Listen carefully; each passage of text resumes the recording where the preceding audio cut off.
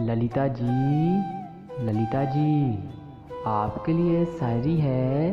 तो मिस ललिता जी, आप इस शायरी को बड़े ही ध्यान से, बड़े ही प्यार से सुनिएगा। तो चलो शायरी को स्टार्ट करते हैं। ललिता जी, जरा सी बात देर तक रुलाती रही, जरा सी बात देर तक रुलाती रही, खुशी में भी आंखें आंसू बहाती रही। कोई खो के मिल गया तो कोई मिल के खो गया, कोई खो के मिल गया तो कोई मिल के खो गया। जिंदगी हमको, जिंदगी हमको बस ऐसे ही आजमाती रही, जिंदगी हमको बस ऐसे ही आजमाती रही। मिस ललिता जी।